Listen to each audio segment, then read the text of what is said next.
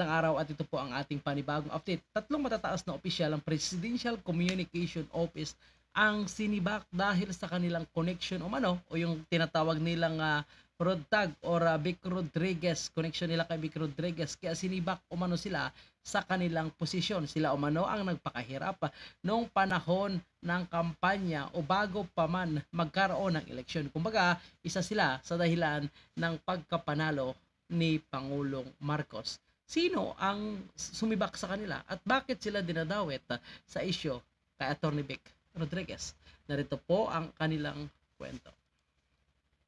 Dahil maling kandidato ang sinuportahan nyo. Parang ganun yung context sa akin if I were to interpret it. I don't know if you have the same interpretation. No, my own interpretation is siguro, rooting from there na maling kandidato ang sinuportahan and buti nga sa inyo na walan kayo ng trabaho. Yes, yan ang nangyari sa inyo. How do you interpret buti nga sa inyo? Mirisi. Oo, Mirisi. Di good luck sa kanya. Ano yung interpretation mo?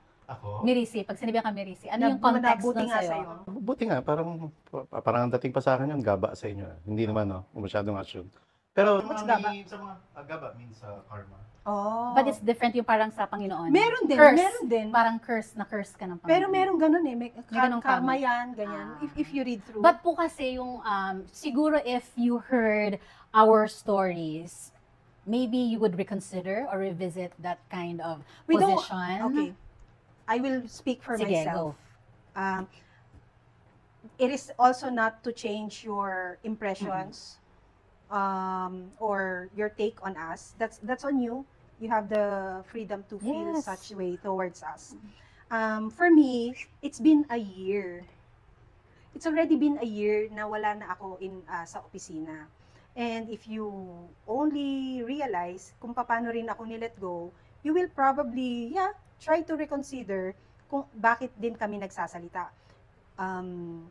Let me start by saying, I was let go on December 23, 2022, 2 days before Christmas. 2 days before Christmas, and December 23 is the birthday of the person I am associated with, the former Executive Secretary, Atty. Vic Rodriguez. That's his birthday. And when I heard the news na I have to go, I sent him a message, because I know it was his birthday. I sent him a message. I said, I am being let go. But this is not to ruin your party. I am still greeting you a happy birthday. And then he tried to call me na hindi ko nasagot because I was driving na pabalik sa, I think, pabalik sa opisina. From I think Malacanang? pauwi na ako from Malacanang. And then he called me and said, punta ka dito, ganito yung dinner, ganitong oras. I declined and said, I don't want it to become a pity party for you because you want to be courteous to the person, di ba? Sabi ko, I'm good, I'm okay. So, binigyan niya ako ng space. Tapos, I think I went home to my province. But the story also is how I was let go. I was summoned by the head of agency through her executive assistant na punta daw sa office, may sasabihin. So at first inassume ko, Can I cut you off there? You even told me that you were on your way to Malacanang, papunta ka. You dropped by my office and you didn't know what it was about. I didn't know I what it was was expecting about. it was just admin I work. was just about to say na I thought it would be about a request for a meeting na nire-request ko because since she took office to take over, wala siyang naging parang meeting sa atin as what we can call as an execo meeting. So lagi ko nire-request sa kanya yan, baka po pwede tayo makapag-execo meeting for alignment. You were thinking yun. I was thinking yun. Pero, in between the hours ng oras ng suppose na pagpunta ko doon, iba na. Sabi ko, hindi. Ito na to, mangyayari na to ngayon. So, true enough, when I was there, the secretary wasn't there. She did not face me. She did not talk to me. She did not call me. Didn't give me an explanation of why. It was only the executive assistant who told me that I have to go. Because yung papalit nga daw sa akin, lalabas na yung paper. Ready na ako siya. No, I'm not gonna cry. Okay. Lalabas na daw yung paper. Hindi, naano ko eh.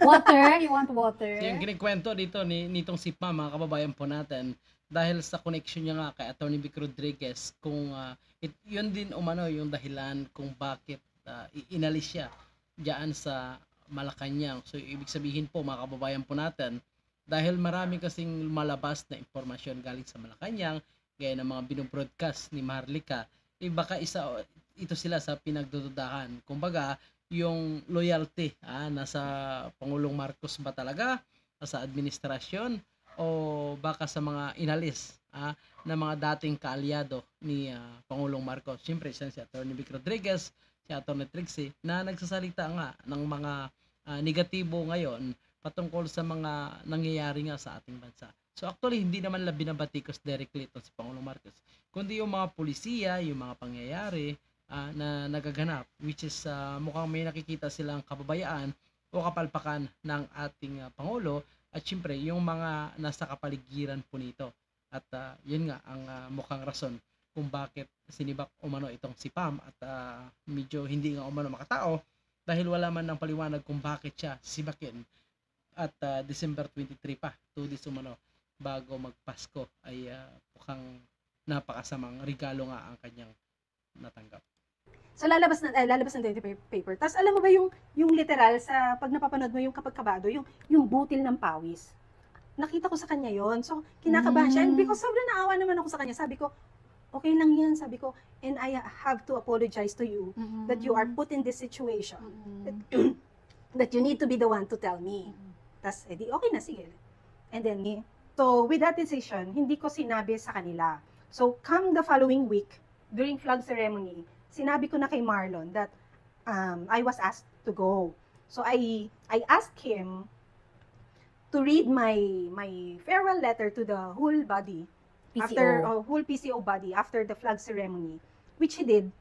And then I started leaving the groups para at least hindi naman yung biglaan nung Paskong yun na bakit siya umalis. I didn't want to create the intriga. So doon lang namin talaga nalaman. And then that's when they knew na yun nga, I was let go. I was asked for my courtesy resignation. So I did what I did, and after a year, I'm here exploring the new media and getting these comments. But then the thing is, it's my story. And I grieved for a year. I was silent for a year because there was just nothing to talk about. And you wanted also to give the courtesy to them and respect the decision that they did. So okay lang, sige, binigay ko naman sa inyo. And me talking here has nothing to do with me doing something or me will do something against or anything. It's just me taking time and I just want to explore how to make use of my You don't have to time. explain to anybody what you intend to do with your life. Yeah, I know. It's just that you have to also realize na it takes two, or it takes actually one side to be a responsible social media user. You have to assert as a user, as a reader, as a consumer of messages or information out there of what is real and what is not. Yun lang.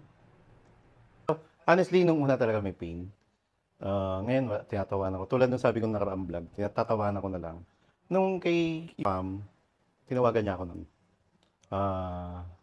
Ang unang reaction ko, syempre na to. Umiyak ka nun. Nagda-drive ka nun, umiyak ka. Sabi ko, okay ka lang, ganun. Syempre, yun ang Pero, ang pumasok agad sa isip ko, December 23, sisibakin yung tao. 2 days bago magpasko. Parang, sabi ko, napaka-un-Christian naman ito. Kung kailan magpapasko, saka kayo maninibak ng tao. So, sa akin, sa experience. Ang term na ginamit niyo po, mga kababayan po natin, napaka-un-Christian. Tama nga naman kasi December 23. So, hindi man lang sana pinalagpas lang man sana ang bagong taon bago sinibak itong si Pam. Siyempre nung sinibak si Pam inaasahan na nila na sunod-sunod na yan dahil magkakasama sila, magkakaibigan at close nga sila doon kay Atty. Vic Rodriguez. Ko. December 25, December 24, Noche Buena. Kasi ilang years na sa bahay, sineselebrate ko Noche Buena. Hindi ko sa family ko. Nasa abroad po lahat sila. So, sanay na ako ng mag-isa lang. Kasama lang kasambahay, houseboy. December 25, dapat masaya ako kasi First time magkri-Christmas ako na nasa government office ako. Pero punong-puno ako ng pag-aalala. Na nung gabing yun, hindi ko alam kung... For yourself or... Kasi kung nagawa kay Spam, na malaking tinulong ng campaign, what more sa akin? Na December 25, dapat happy ka lang noon, good vibes. Pero punong-puno ka ng pag-alala. Hindi mo alam kung aabutin ka pa ng New Year. O baka wala ka na rin trabaho ng New Year. Baka mamaya, 2 days bago mag New Year, bigyan ka rin ng diploma para sabihin na wala ka na sa PCO. So, ganun din, ng January 1 to December 31, putukan, tinulog ko na lang, pero puno-puno ng pag-alala kung ano kaya ang papasok na year 2023. Ano kaya ang papasok na taon, kung may trabaho pa ba kami o wala. Kung tama ba yung tinulungan kong tao nung nakaraang eleksyon na sa halip maging grateful, maging forgetful. Kaya kung mapapansin nyo kami, pagka nababanggit yung salitang grateful, nagtatawa na kami kasi ang dating sa amin ng salitang grateful, forgetful. So talagang nasaktan sila mga kababayan po natin kasi sila nga talaga ay tinatrabaho nila para nga manalo itong si Pangulong Marcos Sumano. Matindi ang kanilang itinulong diyan nung nakaraang eleksyon, pero yun nga ang kanilang parang inaabot Mga bashers, pasensya na ho kayo, kwento namin to. Kung hindi ho kami nagpapaawa at hindi ho namin binebenta yung sarili namin sa inyo, ang amin lang ho, gusto lang ho namin i-share sa inyo kung ano yung nangyari, kung ano yung naging karanasan namin na tama yung sabi ni Nun. Hindi namin malaman saan nagkamali. Saan kami nagkamali, saan kami nagkulang. Bakit gano'n? Na bigla kaming na-personal ng wala kaming makitang dahilan. When we ask, saan mali, is us asking, saan kami nagkamali? Sa performance namin ba? Sa pagkukulang namin ba? Kasi alam namin yung mga Because sarili when namin. you were called and then you were told that you would be let go, hindi binigay yung reason. There was no Separate reason. yun No sa'yo. reason at all. No explanation. It's just that you just know na road tag ka. It's just that reason. Although hindi nila sinabi, but you know, So, sa sarili mo yun na- nga mga kababayan po natin, rotag umano sila, kaya sila sinibak sa kanilang trabaho. So napakalungkot at napakasakit po mga kababayan po natin kasi hindi man lang sila umabot ng isang taon sa panunungkulan po sa ating gobyerno. Parte ito sila ng Presidential Communication Office, ngunit agad-agad sila sinibak dahil umano sa kanilang koneksyon dito kay Attorney Vic Rodriguez. At ngayon, dahan-dahan na nga nagsalita itong si Attorney Vic Rodriguez at ibinubulgar na ang talagang nangyayari sa ating gobyerno. Alam po natin na magaling itong si Attorney Vic Rodriguez, napakalaki ang naitulong kay Pangulong Marcos kasi siya na yung abogado, siya na yung naging spokesperson po nito. Pag wala si Pangulong Marcos ay siya nagsasalita, dinedepensahan si Pangulong Marcos noong nakaraang eleksyon dahil sa dami ng mga batikos nito. At isa nga po itong tatlong ito, si Marlon, si Pam at si Ina, sa mga dumidepensa sa mga buwabatikos kay Pangulong Marcos, mga kababayan po natin. So ganun pa man, tinanggap na nila at kaya sila nag-create ng channel na ito para ikwento ang mga nangyari sa kanila. So nasabihan nga sila ng ilang mga kritiko na marisi, buti nga dahil maling politiko umano ang kanilang sinuportahan. So yun ang mga tinitira sa kanila. Pero hindi umano sila nagsisi at nakamove on na sila, kaya sila lumabas at nagsasalita. Pero hindi man nila dinidiretsang tinitira itong si Pangulong Marcos, pero kita po natin ang kanilang direksyon na against po ito sa administrasyon ni Pangulong Marcos at mukhang susuportahan nila ang itong si Attorney Vic Rodriguez kung sakaling tatakbo man ito sa mataas na posisyon sa ating gobyerno. At mukhang makadutarte talaga ito sila, mga kababayan po natin. Baka isa rin yung rason kung bakit sila isinibak. Lalo na ngayon, mainit na ang isyu sa pagitan ng Duterte at mga Marcos. So yan muna yung ating update at tingnan natin kung ano po ang ating susunod na i-update kung magkikwento pa sila at may ibubulgar pa itong tatlong galing sa Presidential Communication Office. Yun muna po mga kababayan po natin at maraming salamat. Hanggang sa muli.